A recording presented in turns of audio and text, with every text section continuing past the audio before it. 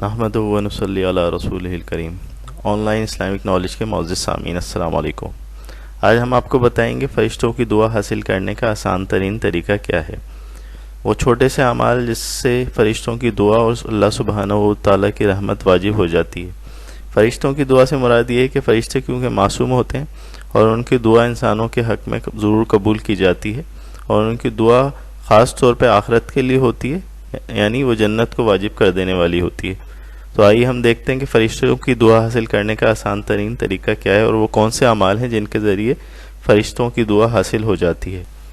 احادیث کی روشنی میں ترمذی شریف کی حدیث ہے کہ لوگوں کو خیر و بھلائی کی تعلیم دینے والوں کے لیے، خصوصاً یہ علماء بھی ہو سکتے ہیں اور عام لوگ بھی ہو سکتے ہیں، جو بھی لوگوں کو خیر اور بھلائی کی تعلیم دیتے ہیں یا تلقین کرتے ہیں۔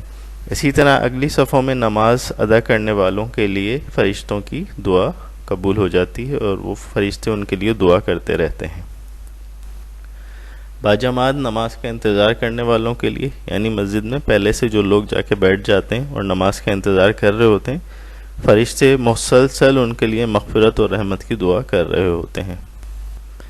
نبی کریم صلی اللہ علیہ وآلہ وسلم پہ درود پاک بھیجنے والوں کے لیے، کیونکہ درود پاک ایک عظیم ترین عمل ہے جو خود اللہ عز و جل کر رہا ہے۔ ان اللہ و ملائکتہ یصلون علی النبی یا ایھا الذین آمنوا صلوا علیہ وسلموا تسلیما۔ تو اللہ تعالیٰ کی رحمت اور فرشتوں کی دعا کو واجب کرنے والا ایک بہترین عمل جو ہے وہ نبی کریم صلی اللہ علیہ وآلہ وسلم پر درود پاک بھیجنا ہے، اور درود ابراہیمی جو ہے وہ افضل ترین درود ہے۔ اسی طرح مریضوں کی عیادت کے لیے جو شخص جاتا ہے، فرشتے اس کے لیے سارے راستے دعا کرتے رہتے ہیں۔ جب وہ نیت سے نکلتا ہے مریض کی عیادت کی، فرشتے اس کے لیے دعائیں کرنا شروع کر دیتے ہیں۔ اسی طرح صفوں میں مل کے کھڑے ہونے والوں کے لیے، صفوں میں گیپ چھوڑنا ایک بڑا گناہ ہے، اور کیونکہ اس سے شیطان جو ہے صفوں میں داخل ہو کے وسوسے پیدا کرتا ہے، اسی لیے جو لوگ صفوں میں مل کے اور شانہ بشانہ کھڑے ہوتے ہیں ان کے لیے فرشتے دعا کرتے ہیں۔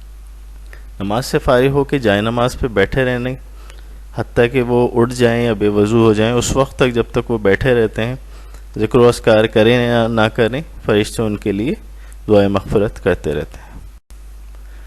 صف کی دائیں جانب کھڑے ہونے والوں کے لیے خصوصاً فرشتے رحمت کی دعا کرتے ہیں۔ سیدھے ہاتھ پہ کھڑا ہونا زیادہ افضل ہے، کیونکہ فرشتے ان کے لیے دعائیں کرتے ہیں جو لوگ صف کی دائیں جانب کھڑے ہوتے ہیں۔